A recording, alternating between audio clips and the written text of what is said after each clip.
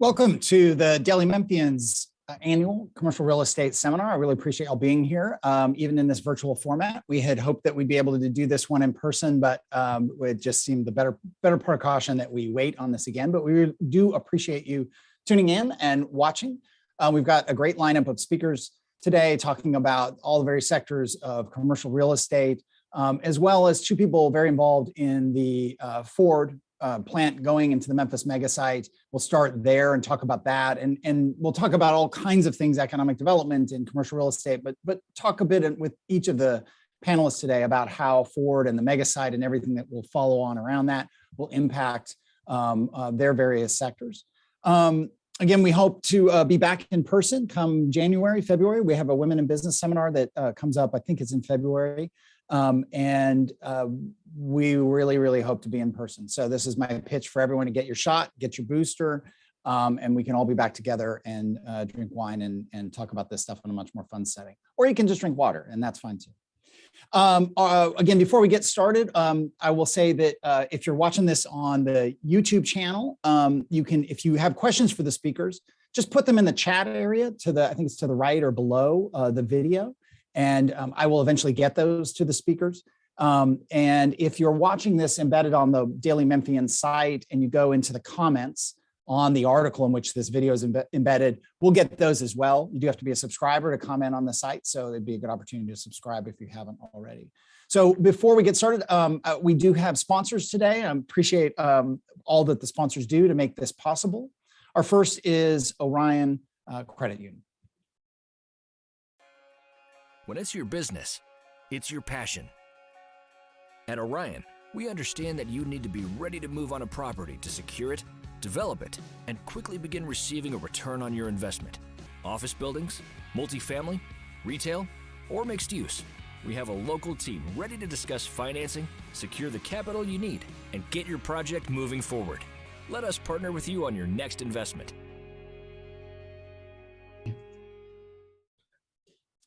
Again, thanks to Orion Federal Credit Union for their support of our seminar today. Our first speaker is Mark Herbison from HTL Advantage. Mark was intimately involved in getting Ford and the battery plant and all that's going to come with that to the Memphis mega site. Mark's been in economic development for many years now and is nice enough to join us. Mark, are you there?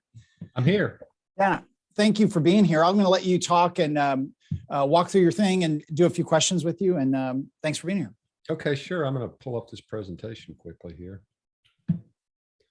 Hello to everyone. I'm Mark Herbison. I manage an organization called HTL Advantage. HTL Advantage was started back in 2009, right before the state bought the mega site. It was an effort with some state leaders and the local leadership in Haywood and Tipton County originally, kind of focused on the mega site, and then Lauderdale came in as well. So it's been in existence since 2009. We manage a number of industrial parks in a 3-county region. We do workforce development stuff. And we've been really one of the main charges was to promote and really lead the advocacy for the Memphis regional mega site. And so what I thought I'd do really quickly, Eric, is go through just a quick presentation to give everybody a kind of understand where the mega site is in the world, and then kind of what this project is going to mean, some of the things that the state's going to do, but then ultimately what it's going to mean for the region. So I'll just jump right in. This is the Memphis regional mega site, largest, my understanding, the largest industrial site in the country. And so it was actually conceived back in 2005. They got options on the property in 2006 and 2007, and they bought the property in 2010. Since then, there's been a few failed starts on some infrastructure on the site, but that is all underway right now and is going to be developed before Ford needs it. You can see that the mega site on the map there is about halfway in between Memphis and Jackson, really downtown Memphis and downtown Jackson. One of the things that has been a real detriment in the past for us was companies wanting to move so quickly. Tesla, when they did their factory out west, I mean, they got it up really quickly. This is so vast that we had time to get the infrastructure, and the sewer has always been an issue. And we had a plan for a 3.5 million gallon plant. They're now up to about 4.6 million gallons. And this new mega site authority will be the entity that will develop that infrastructure and manage that infrastructure. And so there will be pretty much dedicated, these utilities on the mega site will be dedicated to Ford, and then another out parcel that we have about 500 acres that I can talk about. But all of that is underway. The sewer project, which has been one of the big limiting factors, it was let on October 21st. That's a 540-day project. This is a 36-mile pipeline from the mega site to the river. A lot of history behind this. It was originally going to go to Brownsville, but that didn't work out because of the discharge. Brownsville discharges most of their affluent into the Hatchie River. And so they walked away from that plan, but this is underway, and they're currently designing the new treatment plan and are going to probably start that pretty soon as well. We're getting a new interchange at mile marker 39. We got the two red roads will be really the main western truck entrance for the Ford plant and SK Innovation. The two outer blue roads will be connections to other highways. It'll be a connection up to Highway 70 and a connection down to Highway 59 down in Fayette County. So that will be underway, and you can see the timing on that. The state has done an incredible job on this and are moving things as quickly as they possibly can. One of the key factors, and this was really just divine intervention, I guess, is in 2020, my organization did about over $50,000 worth of labor analysis. And so we started with a 3-county labor study of Haywood, Tipton, and Lauderdale, which then included all the contiguous counties. So we had about a 9-county labor study. It came back to show exactly what I already knew, having been at the Memphis Chamber for nearly 14 years. We landed a ton of projects. You guys have been very busy leasing space. And so we have a great large urban workforce. It's the same workforce that DeSoto County thrives on and that Marshall County is thriving on. And so we actually did that initial study. And then later in the year, we partnered with TVA and Brownsville Utilities to do this study you see. And it was about a 60-page analysis. It took several months, very expensive. But we did a 45-minute and a 90-minute drive time. So if you see that inner golden squiggly line, that's a 45-minute drive time and then a 90-minute drive time. And we are limited somewhat because of our crossings over the Mississippi River. That would go out much further into Arkansas if we had another crossing somewhere close.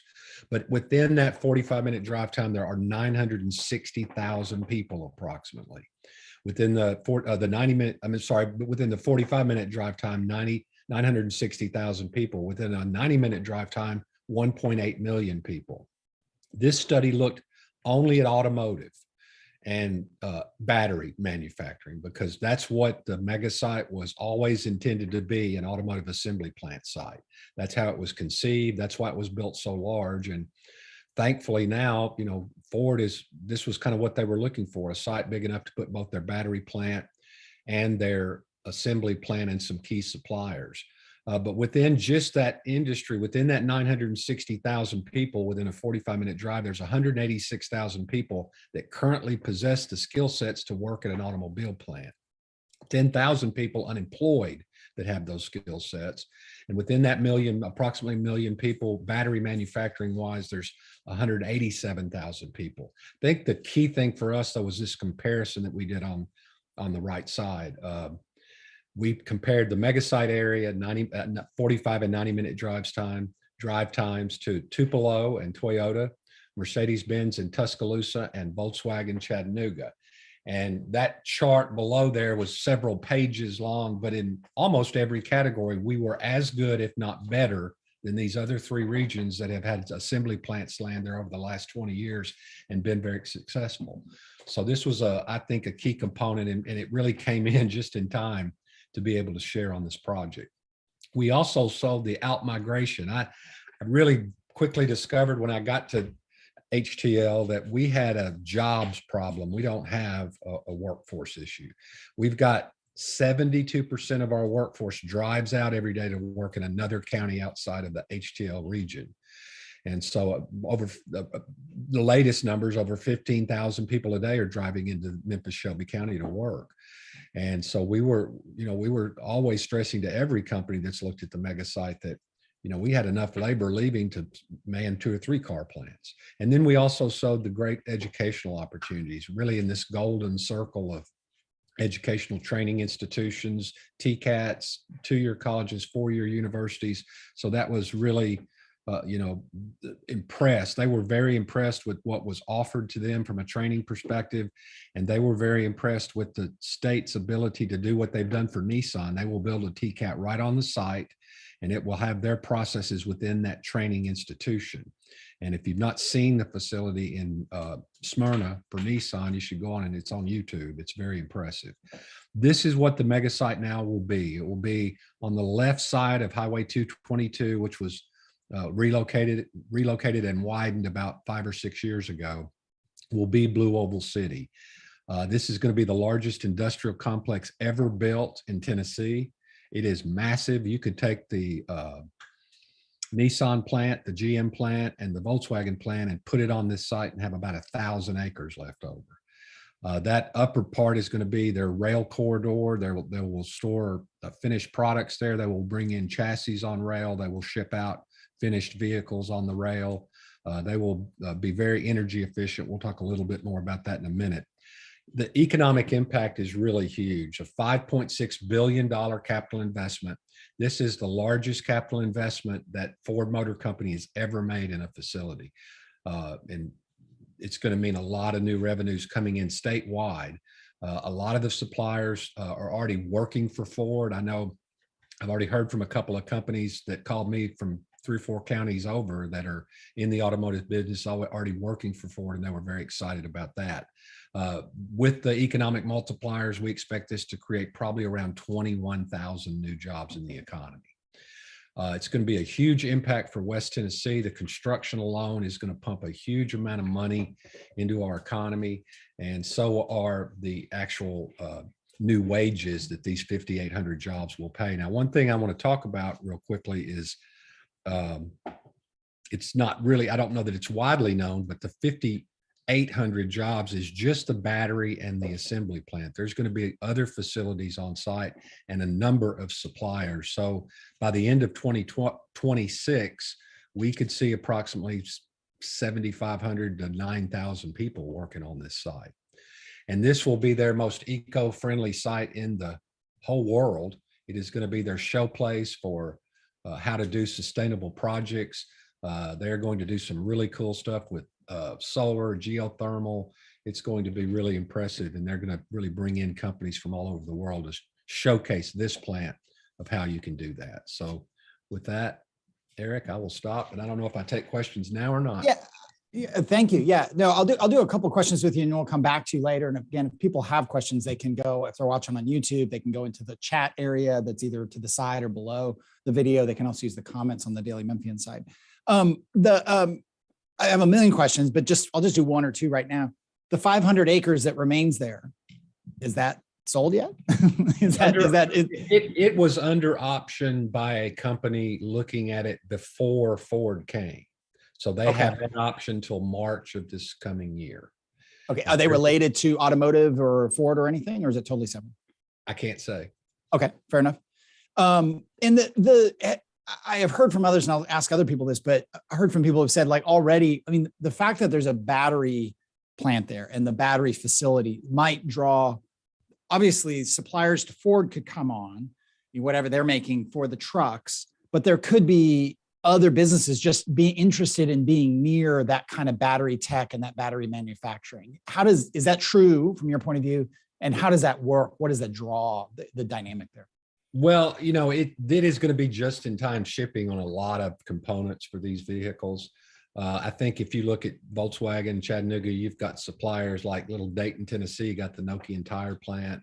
There are a lot of facilities that have come up along that I-75 corridor. Ford has told us directly that there are 2 assembly plants in Louisville where they're going to build the 2 huge new battery plants. There's over 200 suppliers within an hour of those locations. And so we just get 100.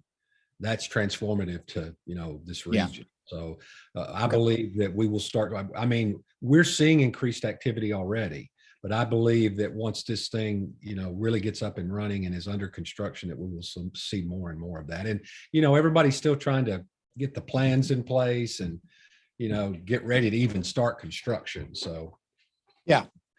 More questions for you when we get to the end here, though. But for now, thanks, Mark. Appreciate that and appreciate the presentation. For now, I'm going to bring in Ted Townsend, who handles economic development, leads economic development for the Memphis Chamber. Ted, thanks for joining us. Appreciate it. Yeah, thank you, Eric. Yeah, go ahead and talk a bit. Go ahead and talk, and I will probably have some questions for you.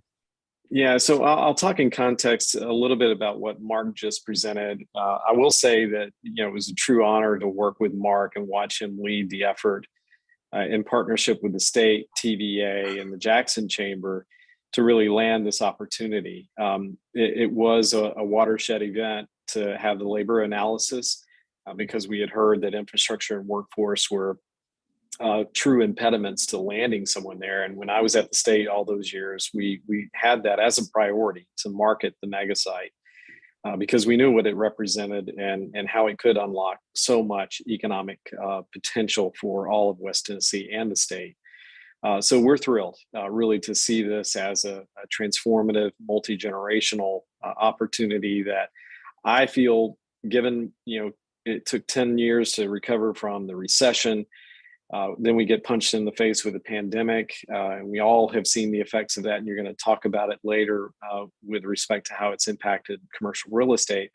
But this is almost a guaranteed resiliency factor in our economy that we know for a fact that this is going to happen, and the capital is going to flow. And to Mark's point in your question earlier about the multiplier effect, you saw the numbers.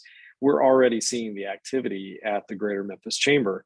And I know Mark is seeing this as well with HTL Advantage. And in fact, some of these we're collaborating on. But it was a true collaborative spirit that landed this. I've never seen it like that at any scale, statewide in particular, where we came together and we put our best show forward. And obviously it was a successful formula. But right now, we've got 7 projects that are related to this industry, subsector of the automotive industry, that being electric vehicle and components and battery. And those represent over $500 million and nearly 2,000 jobs. So when they talk about the multiplier effect, I mean, we know through all of the data and the research that we've conducted, and it's historical. For every original equipment manufacturer, every job that's created, another 4 to 5 are created in the economy. You've got 200 suppliers, as Mark mentioned, around the Ford operations in Kentucky. And that's where we are right now, today. So I can't stress enough the fact that, in particular, this region needs to get ready with the developable land. And we need to focus and shift toward a built environment that is catering to advanced manufacturing operations.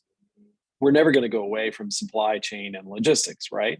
But we're the proven leader globally in that. We know we can get anything anywhere in the world overnight, and it's not just dependent on one modality of transportation. We've got a breadth of options from road, rail, river, and runway, the 4 R's as we call them. And so we're experts at getting product anywhere and technologies anywhere. We're focusing now on getting innovations built here, developed here, the research and development capital that it takes in order to introduce these innovations.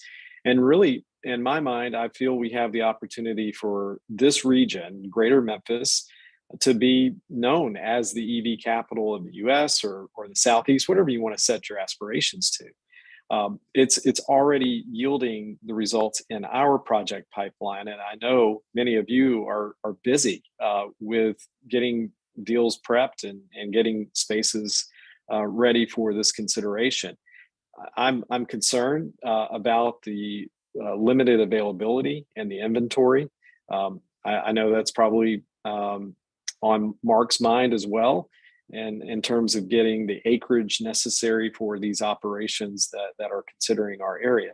And at the Greater Memphis Chamber, I just presented yesterday to the Commercial Real Estate Alliance Group and was thrilled to have that opportunity with that audience. But we have reorganized the chamber. We're wanting to be the lead economic development organization responsible for marketing this region in partnership with Mark and the Jackson Chamber. We have to think regionally. But as far as we're concerned, we have launched several initiatives this year. Everything we do is driven by data and business intelligence. So we launched the Center for Economic Competitiveness in September. We coupled that with the launch of our new marketing platform called Memphis Moves. You see it behind me here. Ask you to follow us on all of the social platforms. But we've weaponized our narrative, and we're telling a different story about Memphis, and one that is backed by data, and one that I know is yielding a lot of results. Despite the Blue Oval City announcement and the tremendous numbers that you saw there, 5,800 jobs and 5.6 billion in CapEx, we still had a record year in terms of deals that we've won. We've closed on 30 of those. They represent, outside of Blue Oval City, they represent over 3,200 net new jobs to our economy, backed by 1.2 billion in CapEx. So we're very busy, as we know, and we have even more opportunities coming up. So we're really excited to partner with the commercial real estate industry. They've been great partners to us, and we want to fill up all your spaces. That's great. Thank you. And a couple questions for you, and you may have to leave early. You are going to have to leave early, so I may ask a few more of you because you may not be able to join the Q&A at the end. And we will do Q&A with all the panelists at the end. Again, other than Ted may have to go. The impact on Memphis proper.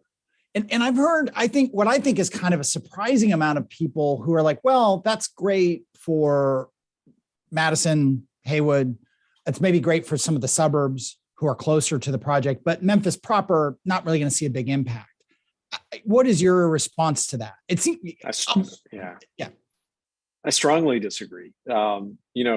Memphis was certainly a big part of it. Mark can attest to this, a big part of the recruitment process by design. These companies wanted to know about the entire region, but they obviously see the dominant city being a major factor in their determining where they wanted to place this investment. And a lot of the companies that are interested in proximity to Blue Oval City, they want to be within a 30 to 40 mile radius.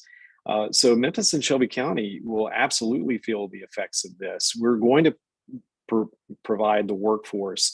We're going to need the rooftops that house the employees of this opportunity. So, I would just encourage folks to consider the enormity of what this investment represents. And I know Mark has heard this too, but they say that once Ford starts investing, they never stop. So I believe that that's going to attract an incredible amount of innovation, because we're talking about the state of art in the automotive industry right now is going to be in our back door and our backyard. So I think that we stand an opportunity to benefit greatly from this. We're going to have more tech centers that will want to be closer here. And our airport, if they're going to fly in here, they're going to fly into Memphis International Airport. Of course, Jackson has an airport as well. We have more options. So I think when you have the foreign direct investment component of this, and considering what SK Innovation is, they're the third largest in their space globally. A lot of Korean investment follows other Korean investment. So I think we stand a great chance to benefit. I will say, non-objectively, it seems a little short-sighted to me, but I think when people say, well, it's not really going to have an impact on the city of Memphis and so on, I just think this is, and I think some of it comes from people who, and so my last question for you, and I don't want to put you in an unfair place, but I can remember when people made a really big deal of Electrolux, right? And it was a big deal. It was a multi-million, $100 million deal, or the Mitsubishi plant, and those two, Electrolux didn't work out. Mitsubishi, I think, went through a cycle, and it's in a better place, there's a tenant there. But these projects are tiny compared to Ford, right? Just in terms of the dollar investment. And I'm not I'm sure you and your job would love to get a $10 million project, $100 million project, there's only so many $6 billion projects out there. But I do think there is this kind of a lack of understanding of the scale of this, that we haven't quite fully imagined, you know what I mean, what the impact, and it isn't like any other project we've ever had. No, it isn't. And, you know, the investments in those other locations are always worth it. I mean, I know at the state in Clarksville, the state invested a lot of money in building out a spot for hemlock. That didn't work. But what have they done with it since then? They've landed Google and LG, and they've attracted billions and billions of dollars of private sector capital just by making that initial investment. So it does matter. You know, regardless of the status of Electrolux, let's just say it's vacated, we'll fill it again. I'm not worried about that. It's a highly attractive property, and we're excited about where that stands, in particular with the EV industry. So the bulk of these projects related to it are enormous capital intensive operations. So yes, Ford was big. I mean, it's a generational investment. We know this. You don't land those kinds of deals every day, but what's in the pipeline behind it, you're still seeing a tremendous amount of capital. Like I mentioned, right now, we've got 7 projects that already represent $500 million in capital investment and nearly 2,000 jobs. So I think that we have our work cut out for us, no doubt. I look at it soberly, but I would dare say that you know, folks that don't think that we are going to see the benefits, you know, take another look. I would just encourage that. All right, we're going to move on, and hopefully we'll still have you here when we get to Q&A. Thank you, Ted. And again, for those watching, if you want to ask questions, you can do that on the YouTube channel in the chat area, either next to or below the video. If you're on the Daily Memphian site watching it within the article where the YouTube video is embedded, you can just go down to the comments. You do have to be a subscriber to do that, but you can make comments there. We'll get to our panelists, our commercial real estate experts and professionals here in just a second. We do have one quick break here for a sponsor message from John J. Campbell Roofing.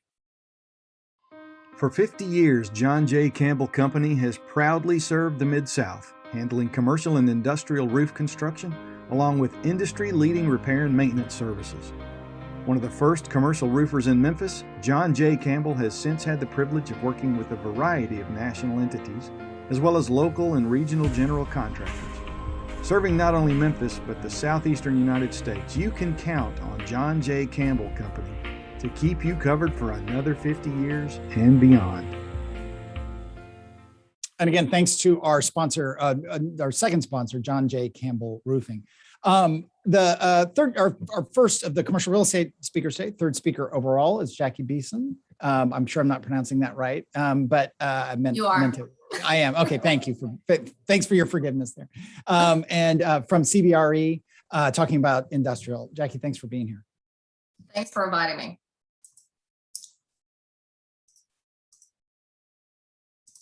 All right, to start off, so this is not an asteroid headed to our fair city. This just represents how hot our industrial market is right now.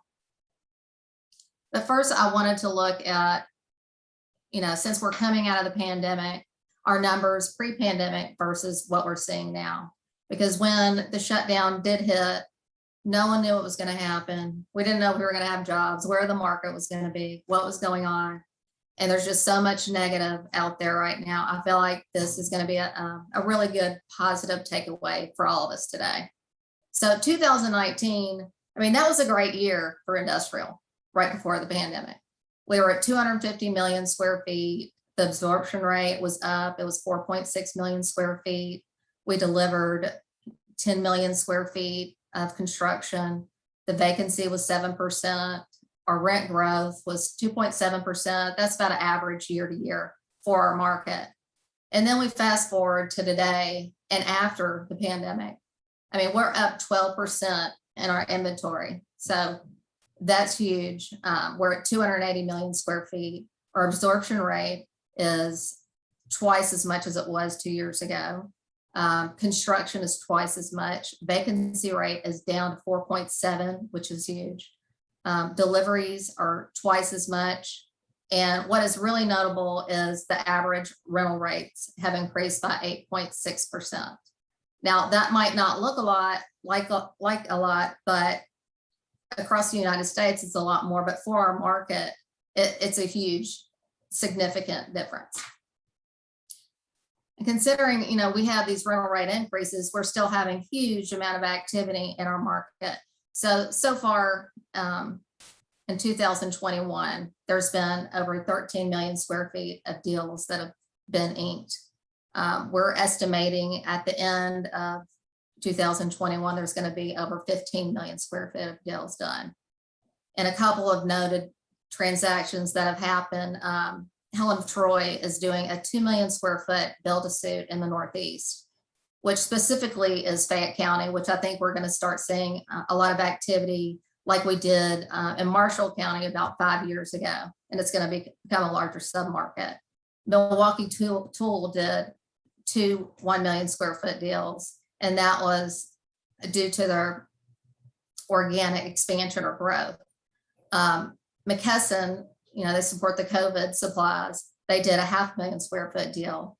And last year they did 300,000 square foot deals because of COVID. Frito-Lay is not, a great big deal. It's 166,000 square feet, but we're starting to see rates creep up. We saw a 5 in front of the rental rate instead of your typical $3 to $4 rate. And then the last one I want to talk about is Barrett Distribution. They did a 330,000 square foot deal in Olive Branch, Class A. And historically, Barrett prefers to go to Class A second generation. It's already been occupied. It has Class A amenities, but it's at a lower rental rate. But when they came to tour the market, there were no Class A second generation product available anymore. So if you're coming to the market looking for 100 to 300,000 square feet, Class A second generation, maybe in 2018, you had 11 options. Now you come and there's no options available. There's a lot of demand and low inventory. So that's why all this new product coming out of the ground is vital for our market right now. So what we're seeing right now is about 22 million square feet of product coming out of the ground. 15 million is spec development, and 3.5 of that will be delivered by the end of this year, and 40% will be pre-leased already. So our pipeline coming into 2022, we're seeing 17 projects proposed. That's 10 million square feet. There's about 4.5 million square feet out there rumored to be happening as well. So we're looking at about 15 million square feet to be developed just out of the gate. Now, almost 22 million square feet of tenants in the market, that's going to help facilitate all this activity. Absorption, we're going to see increase. It's going to be over 12 million square feet this year, which is a record. Land availability, we have lots of land. I think the land costs are stable, but the issue is there's not a lot that's zoned industrial, and that can be an arduous process. It could take 3 to 6 months. It could take 4 years. It just depends on what municipality you're in. The labor, that's also, an issue in our industry. But the one good thing we can talk about is that unemployment is down to 1.9% or 4.9%.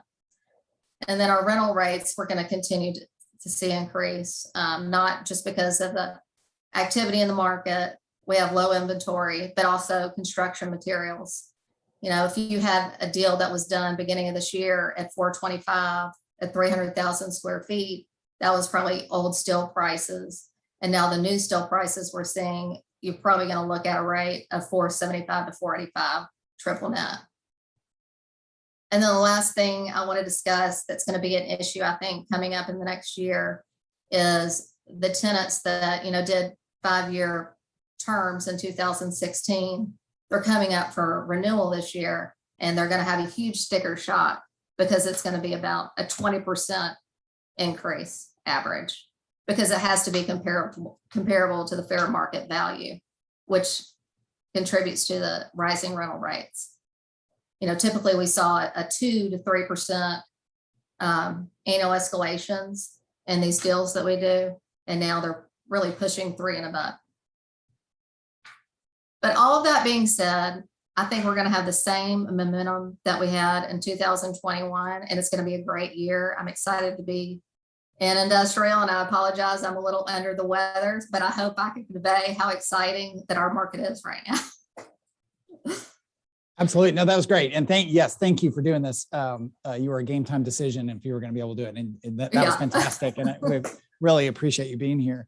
A couple of questions. And again, any folks watching, you can ask questions and I will get to them off the YouTube chat or off the comment section on the Daily Memphian. Just to be clear, because we did start with the Blue Oval with the Ford plant, all that dynamic you talked about was underway before Ford was announced. Right. I mean, yeah.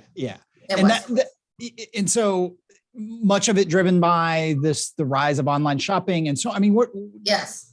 And I think it started last year. I think we saw the uptick of it. E-commerce came about. Then you had, food and beverage. I think one of the big deals in the second quarter actually was a beverage company. And we know why, because everyone's sitting at home drinking their White Claws. But shopping, and you see this with designers and renovators. I mean, that's what started the uptick, and pharmaceutical and 3PLs and people compiling the safety stock, which I think we're still going to see that this year. But I think that uptick just started it. Right. That's when we started seeing it, was last year. When you show the map, you show where the development projects are. I mean, so much of it in recent years has been in DeSoto and you mentioned Marshall County, now Fayette County, not near as much, in Shelby County. I mean, is that availability of land? Is that cost of land? Is that taxes in Shelby County relative to other areas? I think it was availability, but last year, I think it was last year, we saw our first spec building go up in 12 years in Shelby County, which was exciting. But now there's I think maybe 4 other sites right now where they're looking to do a spec building in Shelby County. So I think Memphis has made it easier for us to start projects like that, where DeSoto County, it was a lot easier before. But I think it's going to start on the uptick with Shelby. I mean, you're seeing it in Shelby County, you're seeing it in DeSoto County, Fayette County, Marshall County. I mean, it's very exciting. A lot's going on. Yeah. All right. Well, we'll thank you very much. We'll come back to you in the Q&A at the end of this. Again, folks can ask questions on I'm going to stop saying it, but on the YouTube chat and on the comment section. You must have heard me say it like 10 times now, so I probably should stop. Before we get to our next speaker, we'll go to our third sponsor, which is Evans Petrie.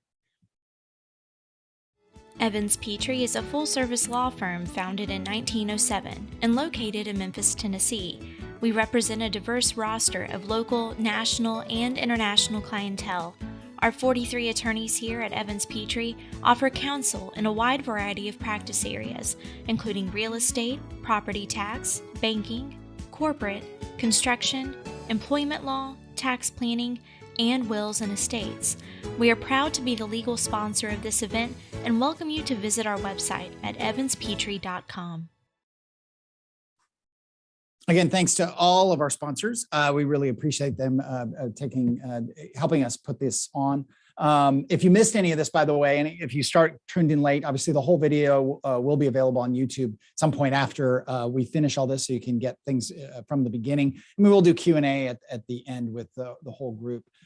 Next up, though, is our speaker, Alex Stringfellow from Colliers, talking about the office market. Alex, thanks for being here. Yeah, absolutely. Thanks for having us. All right, let me pull this up.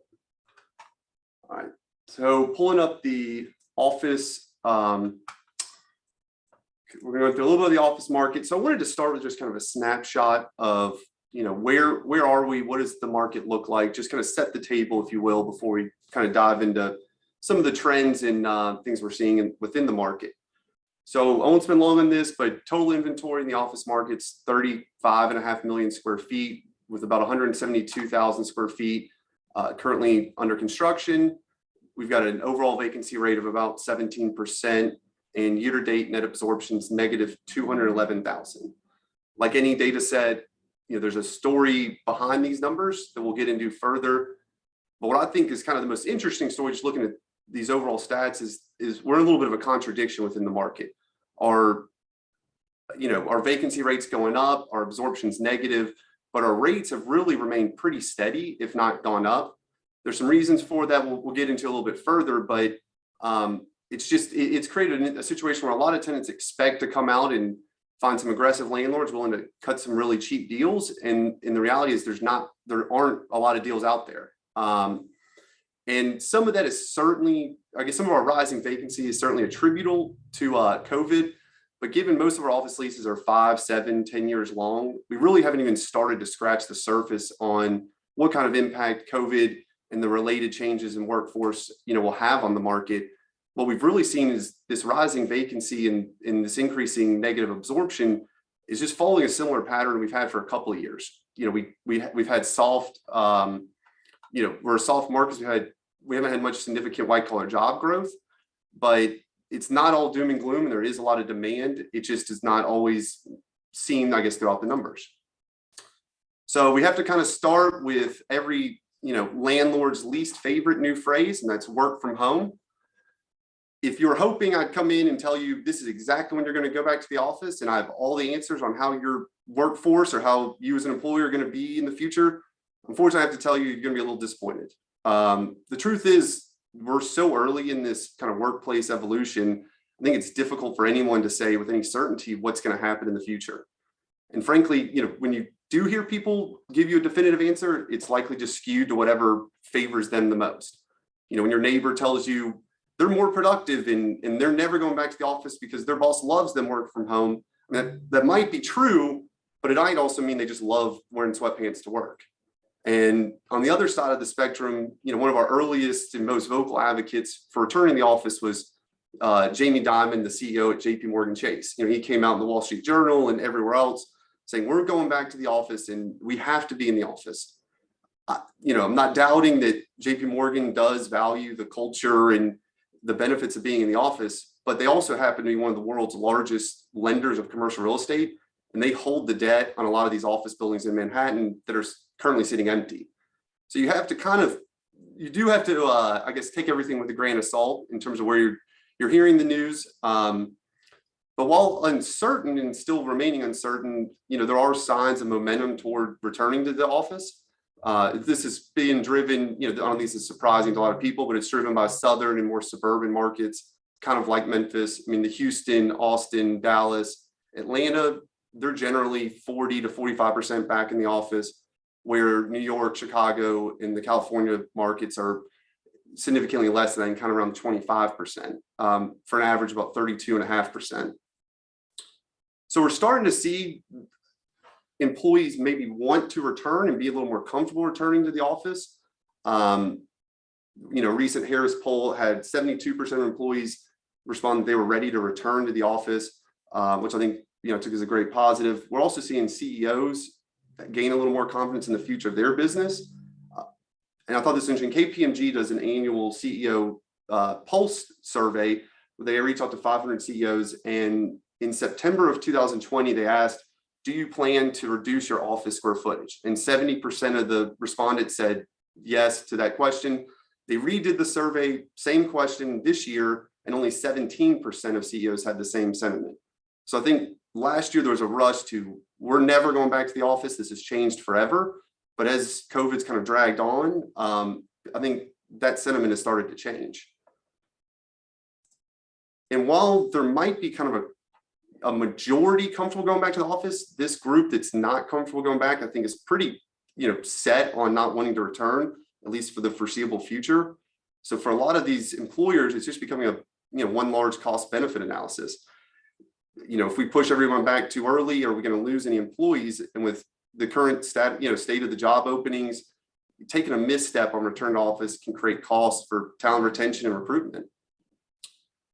I thought this was pretty interesting just when they broke down this Harris poll of the folks who are not comfortable returning to the office, where are they coming from? And it really is across all demographics and sexes. It's not one group, it's not millennials or it's not baby boomers that are uncomfortable. It's kind of a portion of every group. So I think how firms ultimately handle work from home will be different, but I feel confident the workplace is going to evolve, and I think flexibility is going to remain essential. But how that ends up breaking down, I think, will be different for everybody. All right, so kind of going back into away from COVID and kind of back into what we're seeing at the local level. Here, just want to mention a couple of notable trends. One of the reasons that we haven't seen rental rates decrease maybe as much as expected is because we've seen a large flight to quality.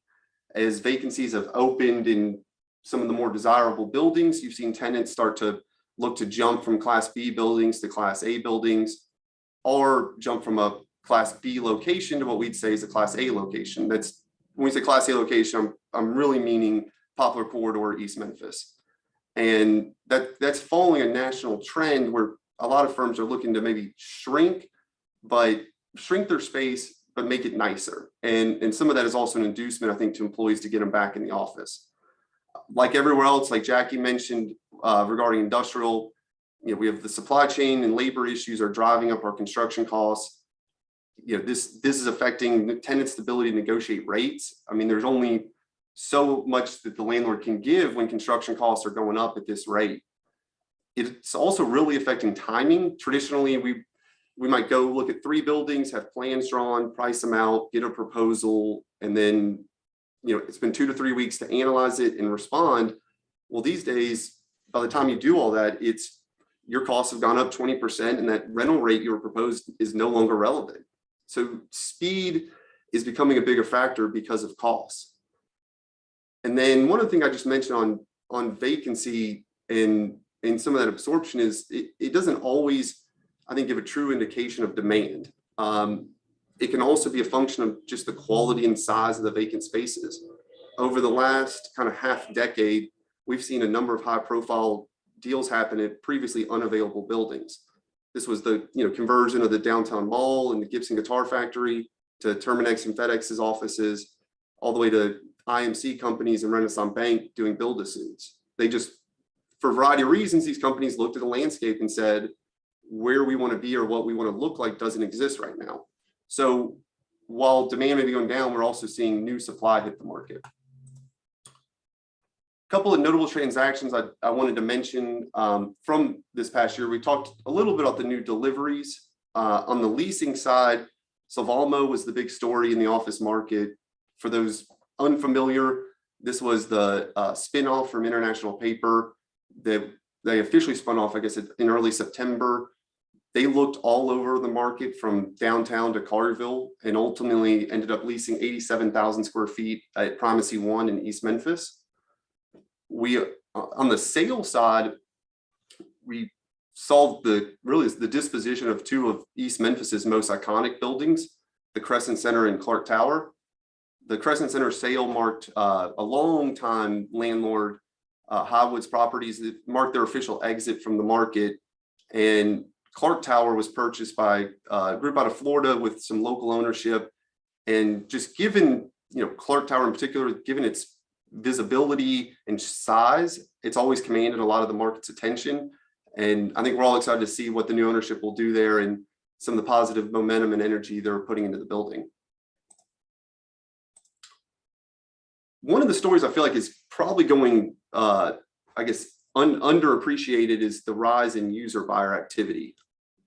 As demand is somewhat decreasing in the multi-tenant large office buildings, we've seen a massive increase in companies looking to purchase standalone buildings.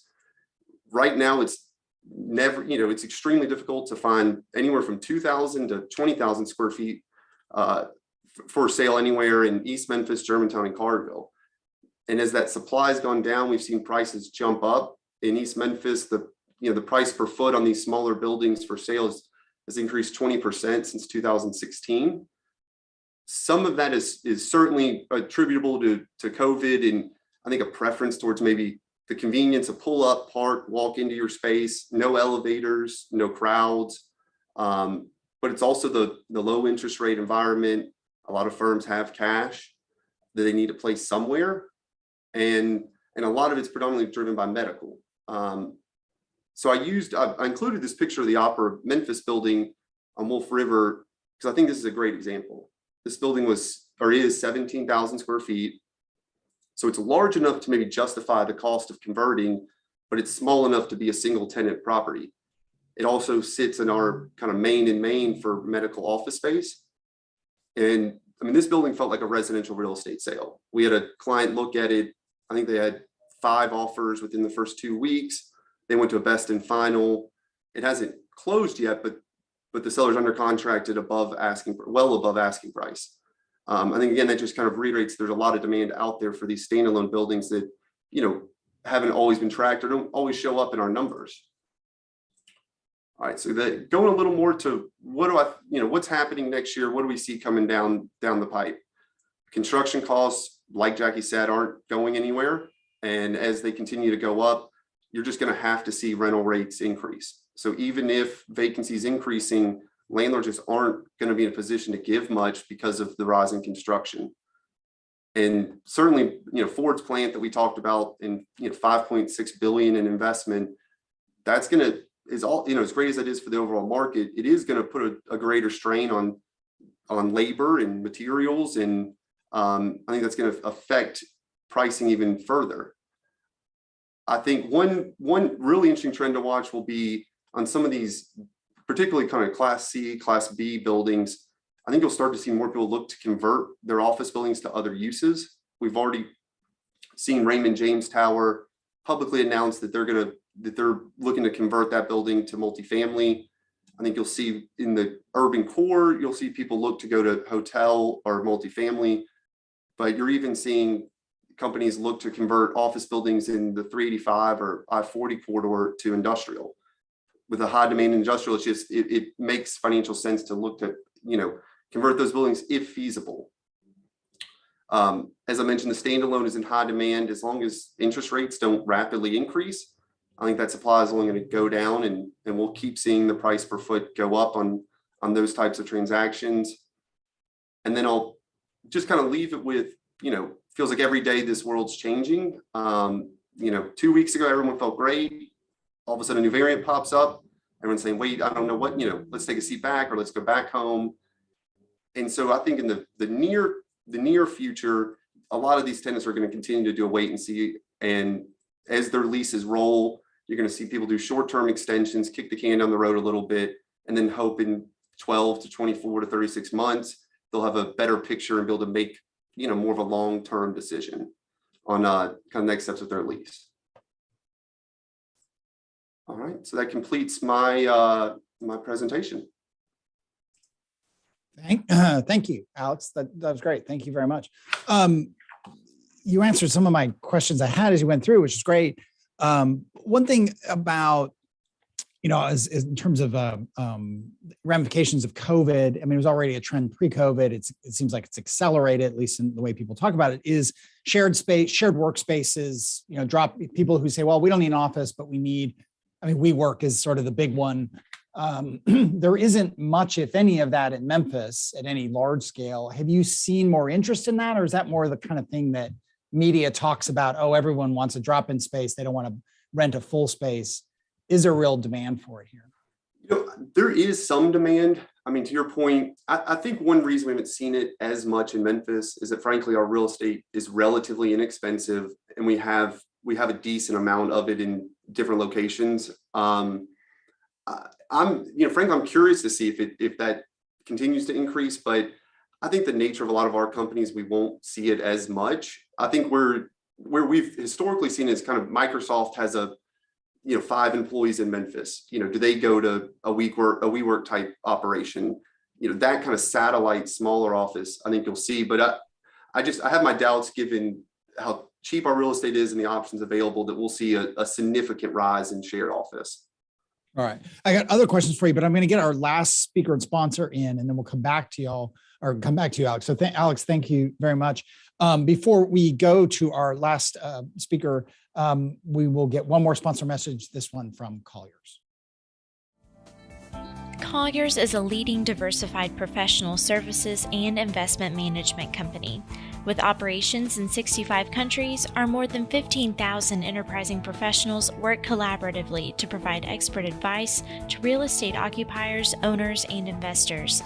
The Memphis office has had a long-standing reputation as a pioneer in the commercial real estate business for over 75 years. Visit us at colliers.com. Again, thanks to Colliers for being one of our sponsors today. So last but certainly not least, Ashley Utley Walker from CBRE is going to be talking about retail. Ashley, thank you for being here. Thank you for having me. It's an honor to be here, and thank you to Natalie and Janice for putting this all together for us. So today I am going to kind of start with a high level of the state of the retail sector and where it is today as far as like where we are in the recovery with COVID. And then we're going to talk about some trends, how the industry is evolving. And then, of course, we'll wrap it up with projects in Memphis and who's expanding here. So, let me share my screen.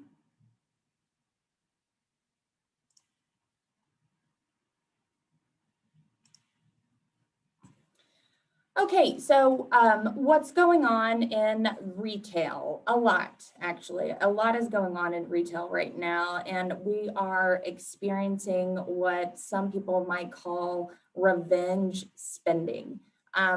Any retail broker that you talk to right now will tell you that they feel like they are drinking from a fire hose because the industry is just in an insane fever pitch.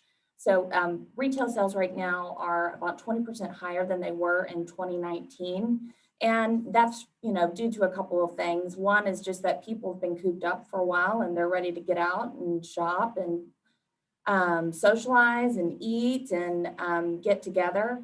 And then also their savings is at an all-time high. Americans have $3 trillion in savings right now, which is up from 1.5 trillion. That's mostly the middle to higher income demographics saved a whole lot during 2020. And they're getting out and they're spending and while maybe some of the younger people or those whose jobs were impacted most from COVID aren't splurging quite as much, they're making reservations, they're getting out, they're dining, or maybe they're spending some more money at home with home goods, gardening, all of that type of jazz. So the sector is really on the road to recovery in general, and that's excluding e-commerce. So even before the pandemic, there was a lot of sentiment about, is retail dying? Is this going by the wayside? Is online sales going to replace our industry? Is it going to replace brick and mortar? And the answer is no. So it's really a misconception because even before the pandemic, online sales were only 11% of total retail sales. So today in 2021, we're at 13% of total retail sales are accounted for by online sales. And that's actually down from last year because people are getting back to the stores. So last year in 2020, it jumped to 16%, and now we're kind of leveling off here at 13%.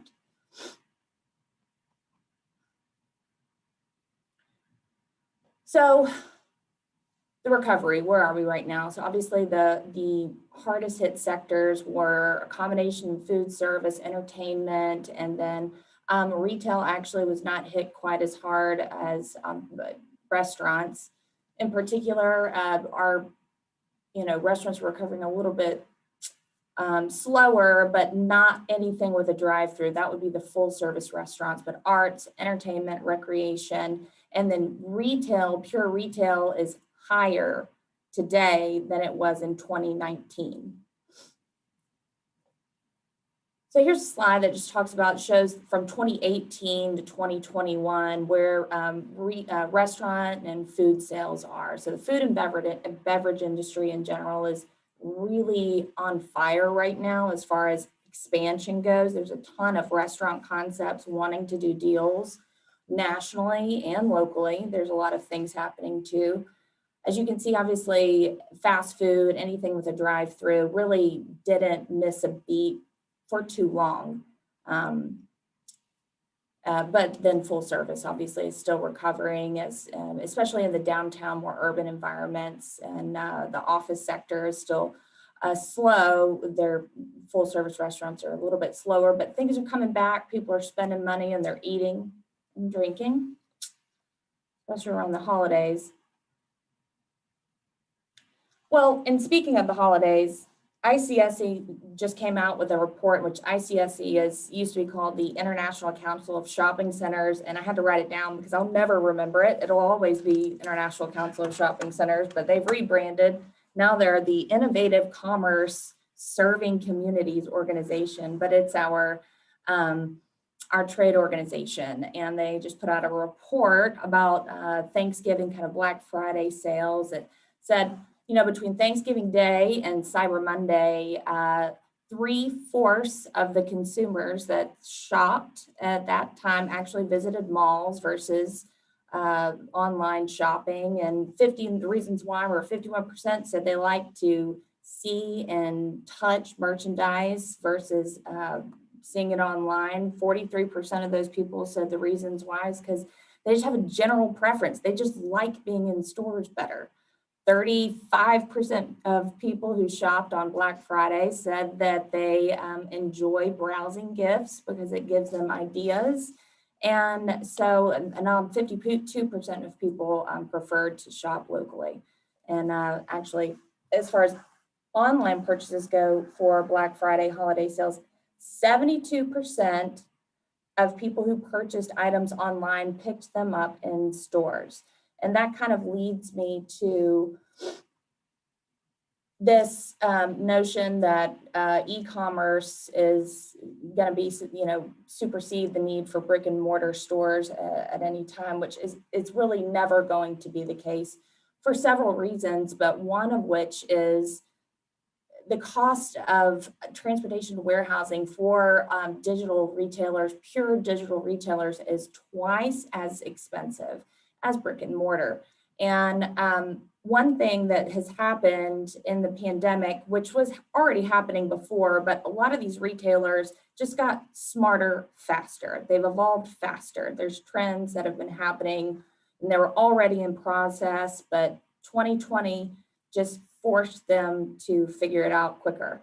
And one of the things that's happening is retailers are using their stores as distribution fulfillment centers, and it's far cheaper than just being purely digital.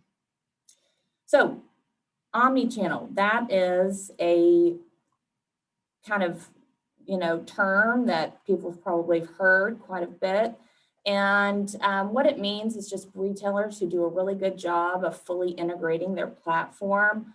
It's Target does a great job of it. These are some of the top performers: buy online, pick up in store, curbside, buy online, return to store. Nordstrom, I shop at Nordstrom all the time because I can click it. My husband probably likes it very little, but I just click it very quickly.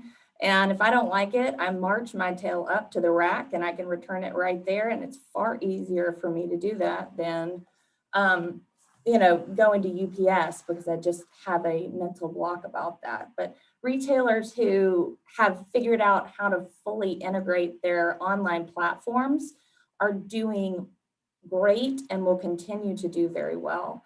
And in fact, online sales for retailers do better with the presence of brick and mortar. And that is universally found across the category. So other trends that are kind of evolving right now, retailers and restaurants, they're right sizing their prototype sizes. So they're getting smaller. PF Chang's is doing PF Chang's to go. There's a Piccadilly to go. Actually, I'm on a national call with retail and restaurant brokers all over the country. And I was once a month, and I was on it earlier this week. And Hooters even has a small format concept coming out called Hoots. So, you know, they're getting smaller and they're adding more drive-through spaces because they found that they can make more turns that way. They can be faster, but alternatively, they're for like a fast food restaurant, for Starbucks, I know actually for Taco Bell, even though they're shrinking their in-store floor space, their site plans are the same, if not bigger in some situations. They need more land because of the double queue and the double drive-through. So that's interesting. Another trend, digitally native brands that are opening brick and mortar stores. We've all heard about Amazon. Wayfair is actually looking at brick and mortar stores. They need 20 to 30 acres. Tesla originated as a digitally native brand. They just opened one in Cordova. Untuckit is here in Saddle Creek. That's a digitally native brand. Allbirds just went public. They're opening stores. Peloton has been doing stores. Purple Mattress is now doing stores. Fabletics, which is Kate Hudson's kind of athletic wear brand. She's doing stores. They're open in Nashville right now. So the digitally native brands have found that they're more successful with stores. So, emerging concepts. Macy's. I know everyone's been watching Macy's for years, thinking what's going to happen to Macy's. They closed the one in Carriage Crossing. Macy's is actually coming up with some new concepts that they're starting to expand. Macy's Backstage is a kind of TJ Maxx competitor, Nordstrom Rack kind of competitor. The Market by Macy's is about 30,000 square foot, smaller format store, but the same, not off-price merchandising.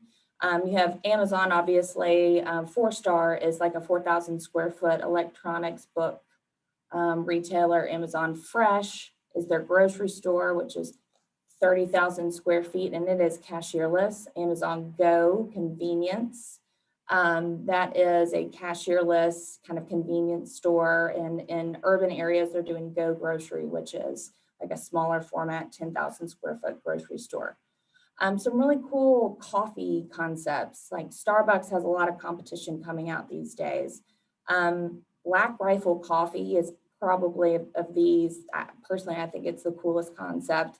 It is franchise driven, but it's owned by veterans, and it started as a digitally native brand. Actually, they have some super, super strong coffee, but now they're coming out with coffee shops, and every bit of portion of their sales goes towards support veterans and their families. Sweet Green, Medium Rare, Cava, these are all new and up and coming restaurant brands. Cava is actually in Nashville, but Medium Rare is a full service fine dining that's doing new stores. And these are concepts that started in the last 18 months to 24 months. Travel.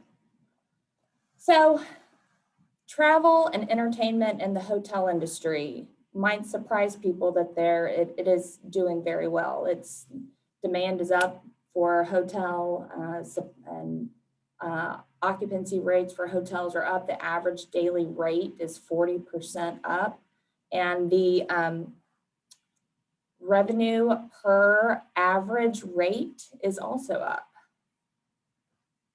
Domestic flights are recovering and are at 80% of the levels that they were at 2019. So still some work to go there, and I'm seeing it in the market too. There's just, what I'll talk about later on is what's happening, but there's a ton of hotels and a ton of hotel developers wanting to do deals in the Memphis area.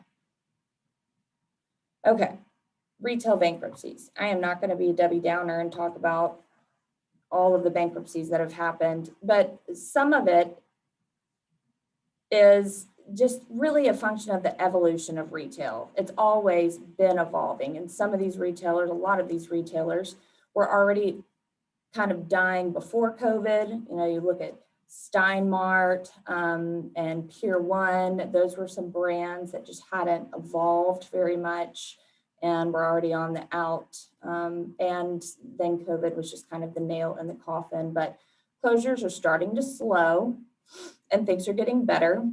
A lot of you also probably read about CVS closures. CVS just announced that they're going to be closing 300 stores a year for the next 3 years. I think that's about 9% of their total portfolio. And a lot of what the press release and kind of general buzz in the mainstream media was that it was due to online sales, but really that's not. If you dig deeper into the data, and I listen to a ton of podcasts, industry related podcasts, and what people are saying about that is that they really had too many stores. They had acquired through Eckerd and Save-On between 2004 and 2008. They acquired an extra 2,500 stores. Really didn't do any dispositions of those at that time, and a lot of them were in some more rural areas. So a lot of it is going to be right sizing the portfolio, which right sizing the portfolio in general is a trend that's happening in a lot of retailers, and it's also banks. Locally, I represent Regions Bank, and they are doing some dispositions, closing branches, and just looking at their portfolio. But it's a function of right sizing and optimizing their position in the market. And two, sometimes they're requiring ATMs to remain on site. And in addition to Regions, I know of Fast Casual that just acquired off market 8 First Tennessee branches in a portfolio sale. And then obviously you have the other bank acquisitions and dispositions. And what these are doing, they're not office users or medical users even that are acquiring these. Mostly what you see go after them are fast food conversions, auto-related conversions, because they're really great corners. And it's creating a lot of opportunity. So, all right, now that we've kind of talked about what's happening, the state of the industry, how things are going with the recovery, let's talk about Memphis. And when we talk about Memphis, let's kind of look at how we stack up to other southern major cities. You hear in the media, in our industry, a lot about, the South performed really well during the pandemic. Retail sales were really, really great. But usually they're talking about Nashville, and they're talking about Charlotte, and maybe some St. Louis.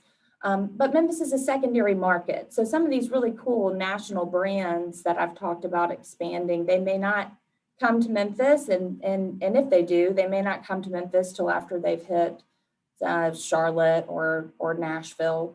But when you look at Birmingham or Louisville, we're pretty analogous to those towns. And so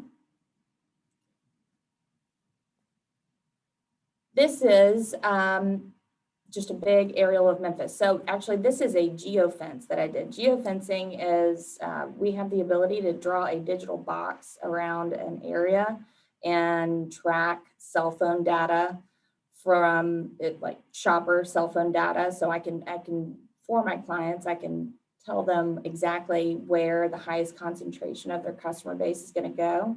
I can track cannibalization for them, look at their other locations. And what this is for a client, I did a geofence of the entire Cooper Young restaurant district. And what it shows is how far customers come to eat and drink in the Cooper Young area.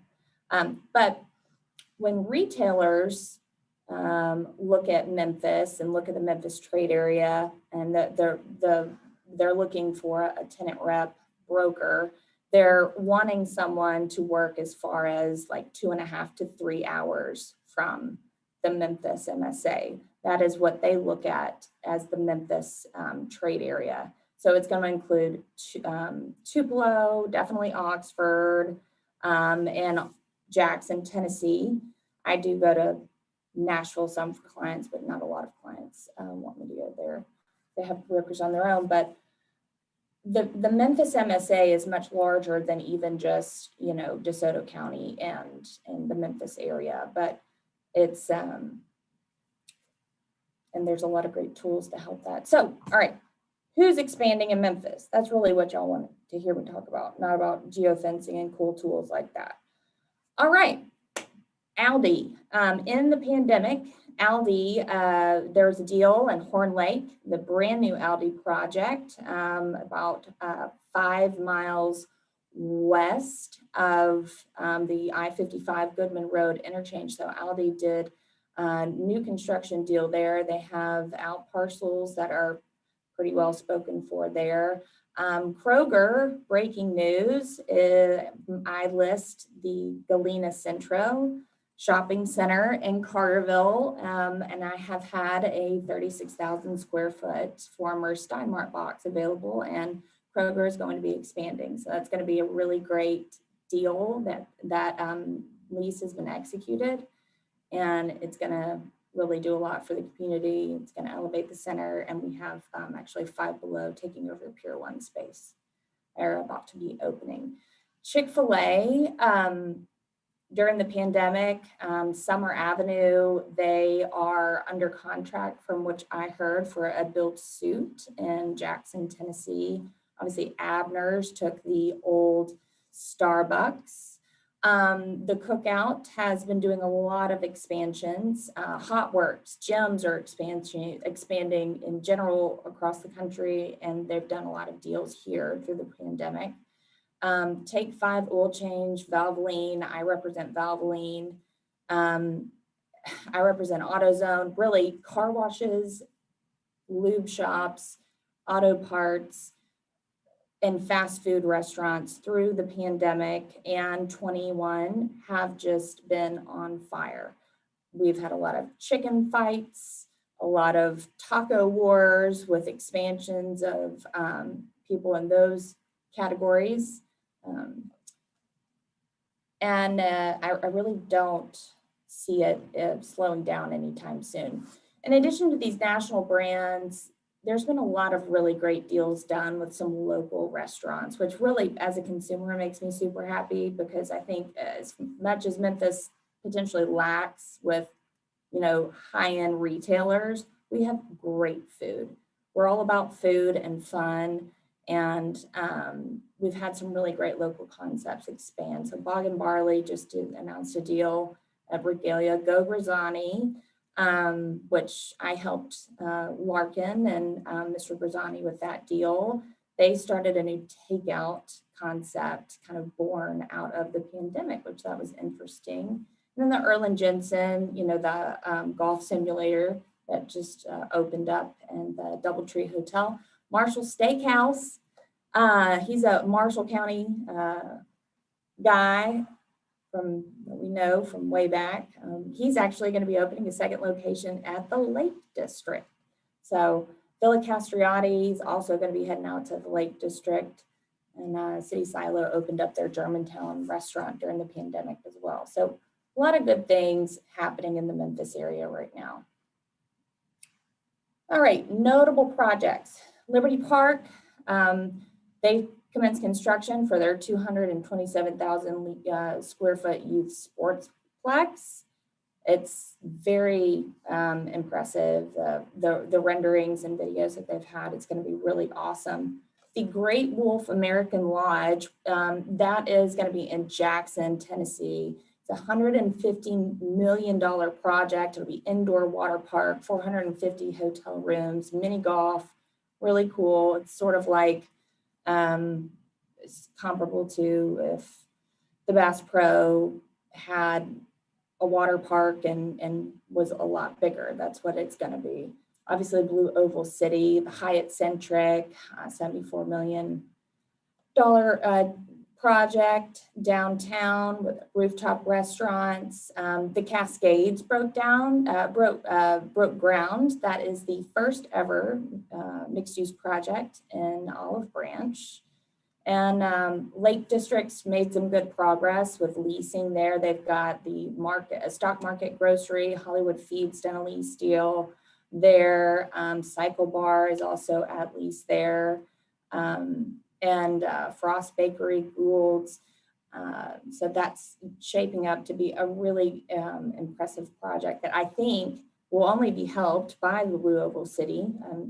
Arlington and Lakeland are going to grow quite a bit from that. And then I really wanted to talk about White Oak. I talked with Patty yesterday, actually, and I just wanted to make note, this is a 30,000 square foot neighborhood center. It's in East Memphis, which is one of the most desirable, retail corridors, but it's still a neighborhood center. It broke ground right after the pandemic. They continued the project, and Patty has leased that up with local pizza shop, a couple of local service-related tenants, which one is Lash Bar and then nail shop.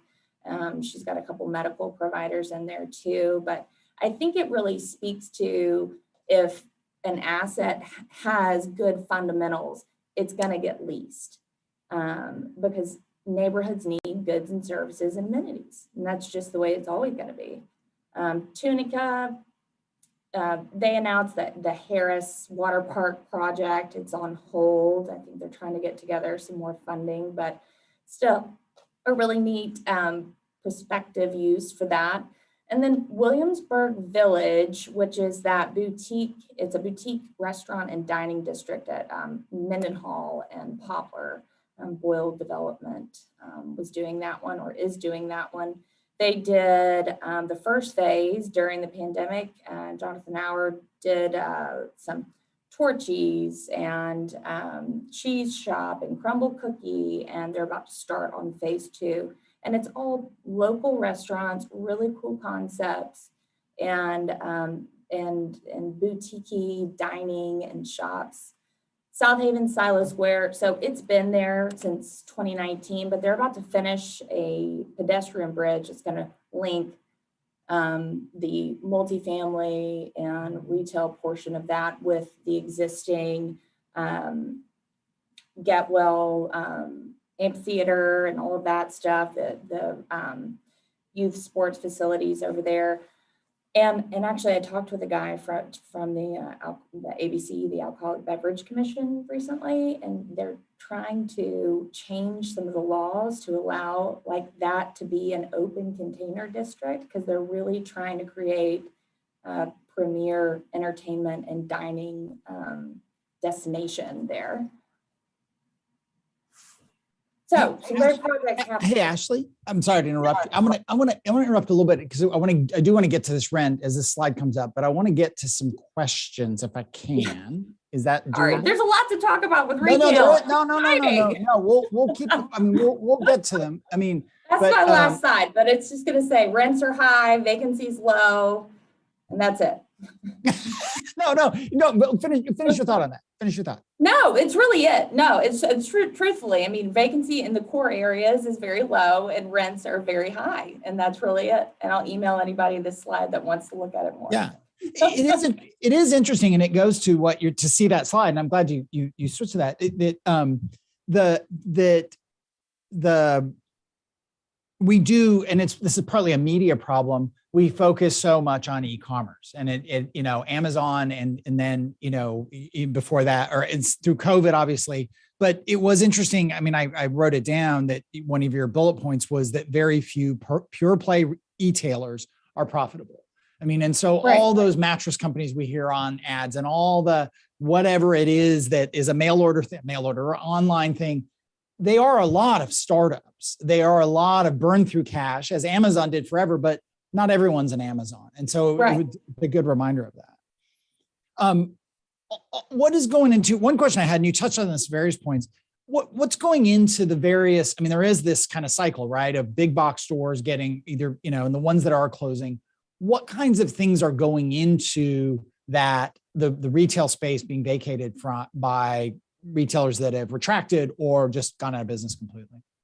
Yeah, I mean, there's a lot of discount. I mean, like Ross is doing a lot of deals. TJX is looking at a lot of concepts.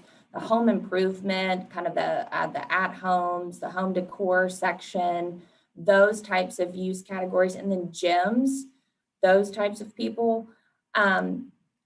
Sometimes those boxes are a little bit large, and tenants want you to chop up those spaces in a really awkward way. An example of that is the Planet Fitness deal at the old Bed Bath & Beyond on Exeter. That's still happening. It's been on hold. That space is super awkward and they're having to chop it up. But what's going to go back there is a goldfish swim school. It's going to take the weird, awkward space. I want to come back to some of those. Ted, you're still with us, but are you about to leave? I'm good to go. It got rescheduled. It got rescheduled. Oh, okay, great. I do that for you, Eric. I'm so honored. I am so honored. I really am. I wish it were true. Well, let me switch over to you. I'm going to come back to everybody here in a second. But since I highlighted you, you talked about it we talk about, the Ford plan and the mega site. We obviously talk a ton about logistics and how the impact that's had on us. What else is next, right? And what could come with, Mayor Strickland has co-opted the word momentum, but there is momentum in Memphis in a lot of these areas outside those things that we now look at Ford being quote typical, and obviously logistics being long-time typical. What else is next?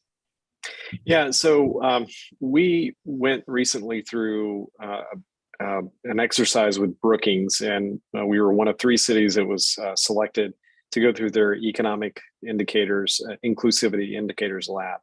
Out of that, we essentially have 40 indicators that measure the health or lack thereof of the Memphis economy. And as I mentioned, data and business intelligence drive everything that we do in terms of making Memphis more competitive. We built a system of measuring our indicators, those same indicators, against 9 other cities in the U.S., typically in the central spine of the U.S., similar population totals, industry clusters, et cetera. And it was pretty sobering, as you can imagine. But there was one indicator where we were first in that cohort of 10, and that was the percentage of Black tech talent in computer occupations. We did further research, looked at the McKinsey report that came out in the winter of this year, seeing that 56.5% of the African-American workforce in the U.S. is located in the Southeast, but disconnected from where the major growth in jobs are occurring, especially in tech. So I beg the question, what does that look like nationally? I want to see Memphis compared to Austin and San Jose and other big markets known for tech. And when we did that, surprisingly, we were still first in the nation. So 25% of all of the IT positions in Memphis are held by African Americans. That is a huge strength for us, in particular with corporate headquarters, tech centers that are looking at diversity, equity, and inclusion being a major driver for them. Okay. So we've seen declarations by Apple, $430 billion going into US operations, 20,000 jobs. They've already identified Raleigh-Durham for one of those investments, $1 billion, 3,000 jobs, and a sidecar investment of $100 million in their educational system there. I'm simply asking, if we have more of these companies that are considering these kinds of investments, Memphis needs to be on the short list, because we do have the ability to offer a very diverse tech workforce. We need to scale it, we need to grow it, but I think it's a narrative that we didn't know without going through that exercise of understanding the health or lack thereof of our economy. That's one, but can you imagine a Memphis that is in the top tier of that cohort of 10, much less nationally, over 40 indicators? That's a different Memphis than what we experience today. So I'm encouraged. We're aggressively marketing this. We've created a whole campaign and an anthem. We're leading with it, and it's already resonating with a lot of prospective companies that we expect to land operations here. So that's what's next for us. Yeah. I want to go back to Mark. I'm going to bounce around a little bit. I could probably dig in on everything we talked about, but Mark, you have talked. You were nice enough to come on Behind the Headlines with me, along with John Threadgold. It was a month ago, 6 weeks ago. I did not know until that you had been involved at the Tennessee Department of Economic Development, whatever it was called then, when the plant started coming into Middle Tennessee. And, you know, into Spring Hill first, I think was the first with Saturn, then Nissan, and the kind of explosion of that. When you think about everything we just talked about, I mean, that was what, 25 years ago plus longer. I'm sure I can't, because I have no sense of time after COVID.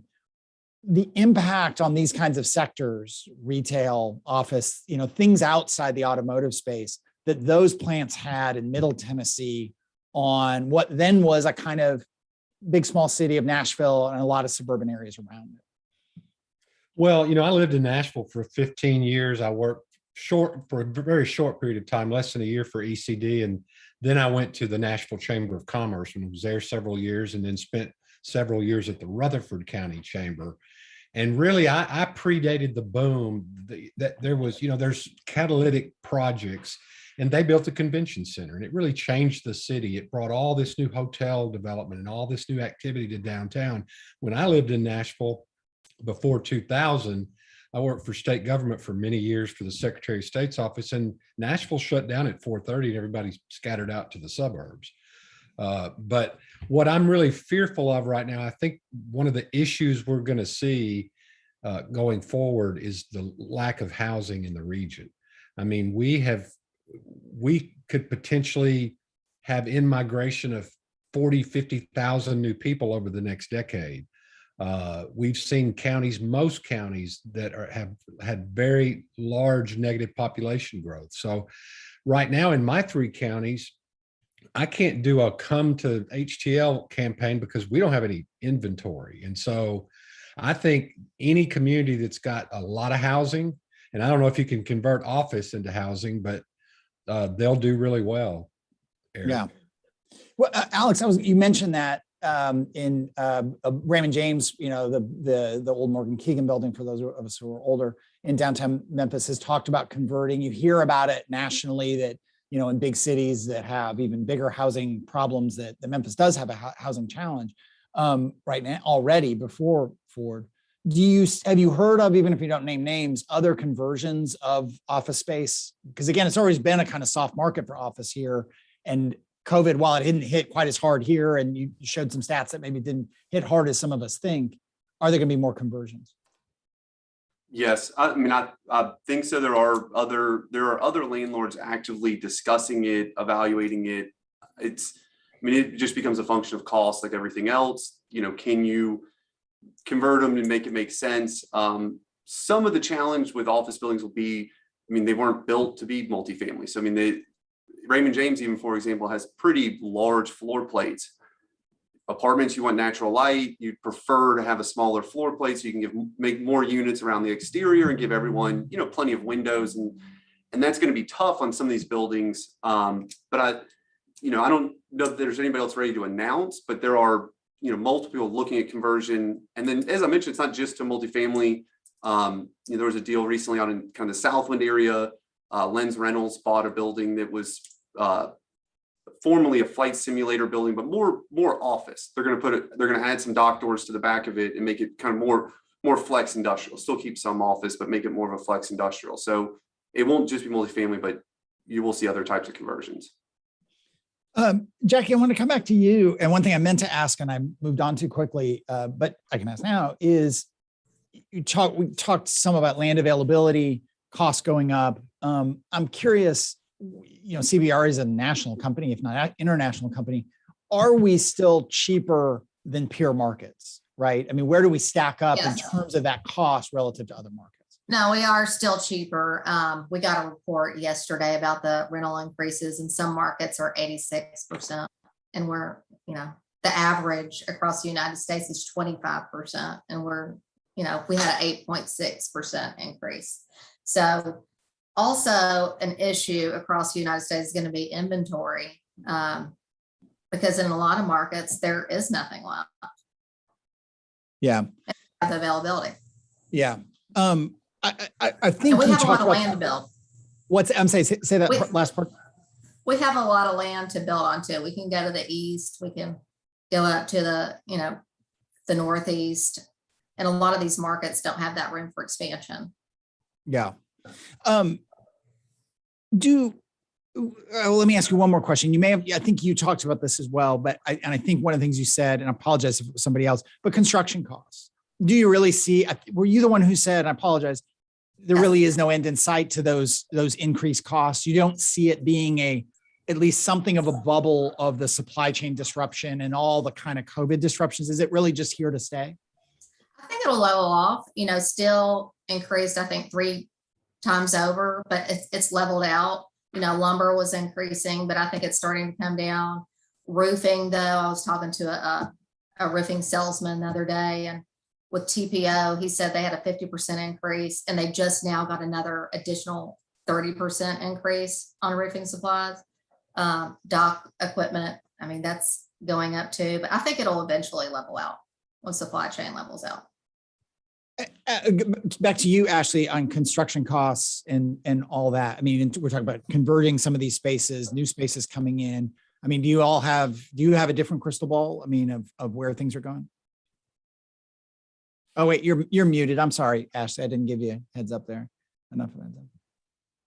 No, I mean, no. And in addition to costs, it's really hard for retailers to make their time. They want to get stores open quickly. They have to open X amount of stores a year. And it's really difficult for them right now to time their store openings. Earlier this summer, someone told me steel was 2 years out. We were looking at, doing a total, combining some spaces potentially in a shopping center. And it would have had an expansion even would have been 24 months, just not acceptable when you're looking at a remodel opportunity. So yeah. Glass, steel, everything. Everything. Yeah. Ted, maybe I'll come back to you here, on workforce, because obviously the chamber focused very much on workforce over the years. I mean, I can remember some years ago, and lots of cities and lots of places in America had this, there've been these fight for 15 campaigns and, get the $15 minimum wage.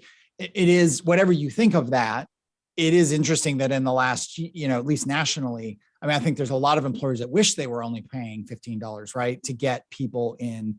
How do you all look at that? I know I don't mean to put you on the spot, because workforce is part of what you do, but not all of what you do. But in terms of labor costs, where does that go? Do you all predict that these big increases to get people into retail, into restaurants, into wherever, is that just here to stay as well?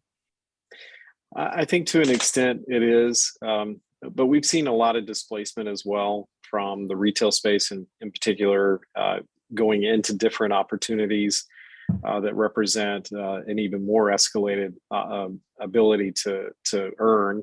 And the jobs that we're seeing in our pipeline now, Eric, and even those that we've been able to win this year, I mean, the average wage on the jobs that we've closed on, over 3,200 of them this year, are over $50,000 per year. Those in our pipeline are over $55,000 per year.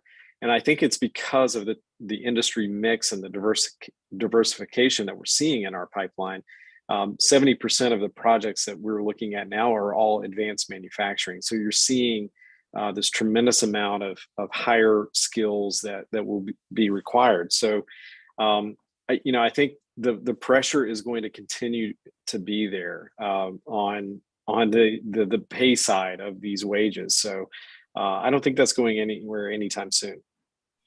I think this is a question for you, Mark, and I apologize if not. And we're coming up to the end here because we're up against 4:45 stop here. But for Mark, how do you all have an estimate? Does Ford and the follow-on, is there an estimate of how many people will relocate as part of Ford going in? Is that even a number that's out there, or? No, there's really not been that kind of economic impact analysis done yet. We've been focusing primarily right now just on infrastructure, because in my 3 counties, we've focused really heavily over the last few years on industrial parks. So we've got some of the largest industrial parks in the rail served industrial parks in the region. We got a 200-acre rail served site in Halls. We've got rail served site in Browns. We got a rail served site in Covington. But I'm sorry, Eric, what was your question? I got off there. No, that's okay. No, you're focused on infrastructure. You know better than me what you're supposed to be focused on. Well, I mean, that's what we're really worried about sewer, because this has been a historically agricultural area. There was no sewer. The infrastructure, and we can't grow to the north in our 3 counties until we tackle some of those issues. Yeah.